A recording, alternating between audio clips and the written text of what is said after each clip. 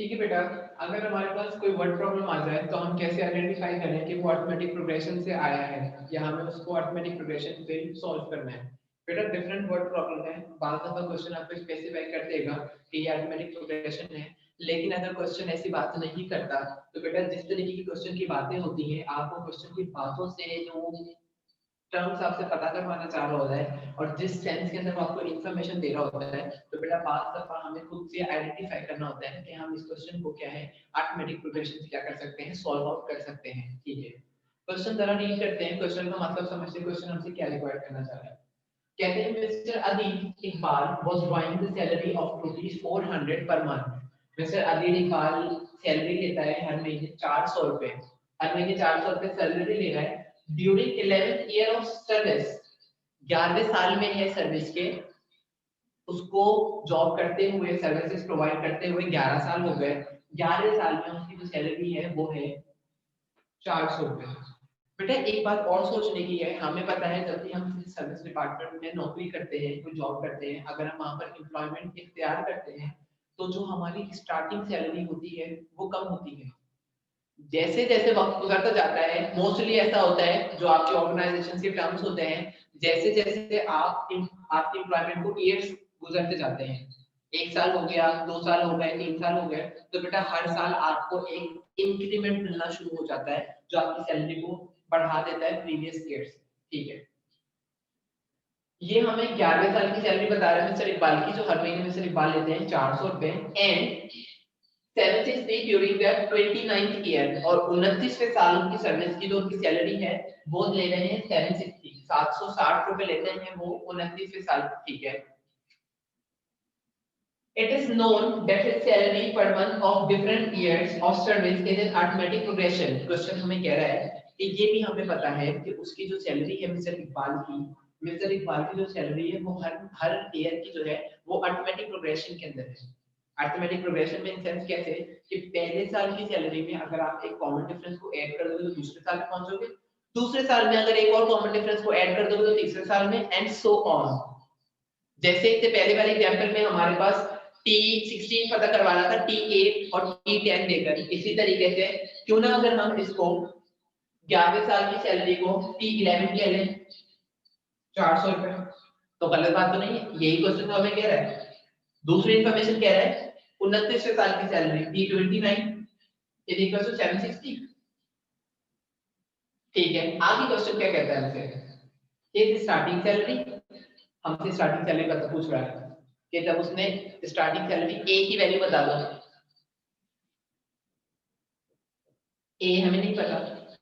Rate of increment, rate of increment का क्या मतलब, हर साल जिस रेट से उसकी सैलरी बढ़ती है, हर साल उसकी सैलरी में जो चेंज आता है, जो कॉमन डिफरेंस आता है, उसको वो कह रहा है रेट ऑफ इंक्रीमेंट। मतलब हमसे कॉमन डिफरेंस पता करवाना चाह रहा है, डी की value, and his salary at year 36, 36वें साल उसकी सैलरी कितनी होगी, इसका मतलब वो हमसे पूछ रहा है T36 बता दो। हमसे ये तीन बातें पूछ रहा है।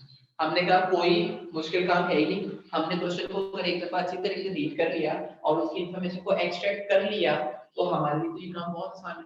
हम इससे पहले भी ऐसी एग्जांपल देखता है। ठीक है, आपने कहा T29 को अगर हम फॉर्मूला में एक्सटेंड कर दें, फॉर्मूला से एक्सटेंशन करें तो T29 किसके बराबर होगी, a plus n-1 multiply by d। ठीक है, a हमें नहीं पता, प्लस n तो हमें पता है 29 - 1 मल्टीप्लाई बाय d। 29 में 1 में 1 माइनस किए तो आपके पास आया 28, a प्लस 28 d। बेटा ये तो आपके पास हमारे पास एक्सप्रेशन बन गई फॉर T29 की। T29 की वैल्यू को अगर हम 760 से रिप्लेस कर दें, ये तो आपने बना दी इक्वेशन नंबर 1। ठीक है, अब जरा हम T11 को एक्सटेंड करके देखें। T11 आपके पास आएगा a plus 10 multiply by d। T11 को किसके बराबर है, 400 के।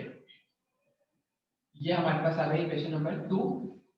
हम क्या करते हैं जब हमारे पास दो इक्वेशन आ जाती है और दो इक्वेशन में एक से ज्यादा वेरिएबल होते हैं तो हम उन इक्वेशन को साइमल्टेनियस इक्वेशंस कहते हैं। साइमल्टेनियस इक्वेशन के अंदर आप एक वक्त में एक वेरिएबल पता करते हो, फिर इक्वेशन में उस वेरिएबल की वैल्यू को पुट कर देते हो तो आपको अदर वेरिएबल मिल जाता है।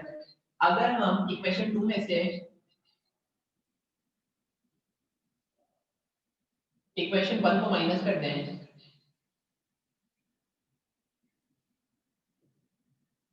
तो क्या होगा? इक्वेशन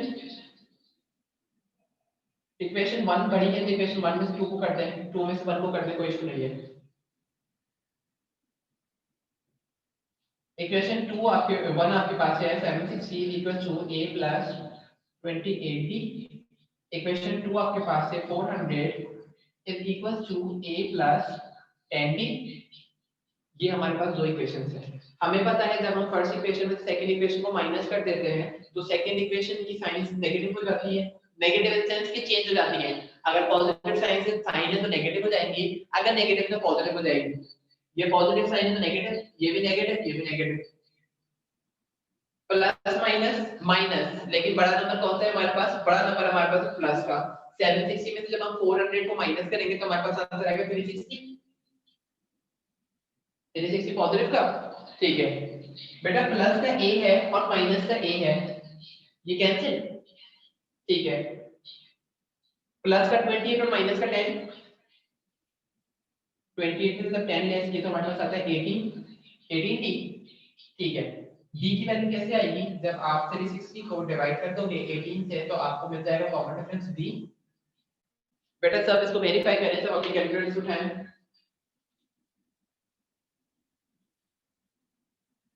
कॉमन डिफरेंस हमारे पास आता है 20 हमारे पास आता है common difference.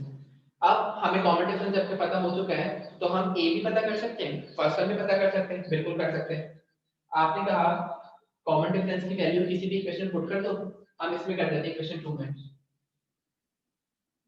400 is equals to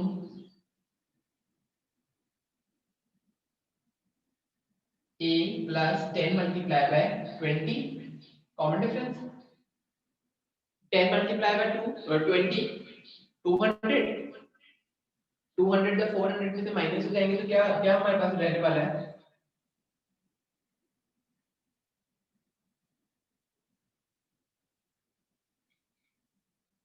a की वैल्यू हमारे पास क्या आती है बेटा इस केस के अंदर? a की वैल्यू आपके पास आती है 200। हमें a भी पता हो चुका है, हमें d भी पता हो चुका है। अब हम उसकी 36 ईयर की सैलरी बता सकते हैं, बिल्कुल हम बता सकते हैं।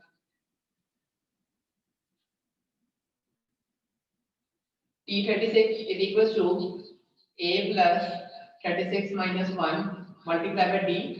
T36 हमें नहीं पता, a हमें पता है।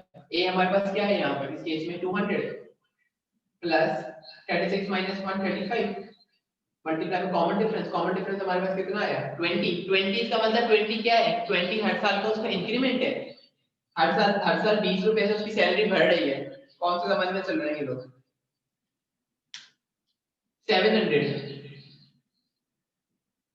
200 plus 700 is equal to T36। इसका मतलब हमारे पास 36वें साल की उसकी सैलरी कितनी है मिस्टर इकबाल की? 900। 900 हमारे पास 36वें साल की सैलरी आ गई। बेटा क्वेश्चन देखें, हमसे एक सैलरी पूछ रहा था, हमारा दिमाग कैसे अरिथमेटिक प्रोग्रेशन की सीक्वेंस में हमने क्या कर दिया, इसको सॉल्व कर दिया। इसी तरीके से क्वेश्चन आपको डिफरेंट सिचुएशंस बनाकर दे सकता है। अब ये आपके ऊपर डिपेंड करता है कि आप क्वेश्चन को किस तरीके से पढ़ते हैं और कैसे उसमें से इंफॉर्मेशन एक्सट्रैक्ट करते हैं। अगर आपने प्रॉपर्ली इंफॉर्मेशन एक्सट्रैक्ट कर ली और क्वेश्चन का मतलब आपको समझ में आ गया तो आपके ऊपर है, अब आप उसको किसी भी तरीके से सॉल्व करें। एग्जामिनर कुछ भी दे सकता है, कैसा भी क्वेश्चन दे सकता है, ये आपके ऊपर है कि आपने उसे किस तरीके से डील करना है। समझ रहे बात को? बात दफा ऐसा होता है कि एग्जामिनर आपको जो है वो इंटरेस्ट वाले क्वेश्चंस दे देता है, इंटरेस्ट की बात कर रहा होता है, इंटरेस्ट की बात कर रहा होता है। स्टूडेंट्स क्या होते हैं, स्टूडेंट्स इस बात में कंफ्यूज हो जाते हैं कि हमसे इंटरेस्ट की बात कर रहा है तो ये हमसे फाइनेंस वाले फॉर्मूलाज लगवा रहा होगा, कंपाउंडिंग डिस्काउंटिंग के फॉर्मूलाज लगवा रहा होगा। लेकिन ऐसा नहीं होता, वो आपको इसी तरीके की रिलेशनशिप बताकर दे रहा होता है। समझ रहे बात? तो क्वेश्चन की वर्डिंग को आपने गौर से देखना है, उसको अच्छी तरीके से समझना है और फिर उसके बाद उसको क्या करना है, इम्प्लीमेंट करना शुरू करना है after extracting information from the question. Question से इंफॉर्मेशन जब तक नहीं निकालोगे, जब तक क्वेश्चन सही तरीके से आपका सॉल्व नहीं हो पाएगा। ठीक है,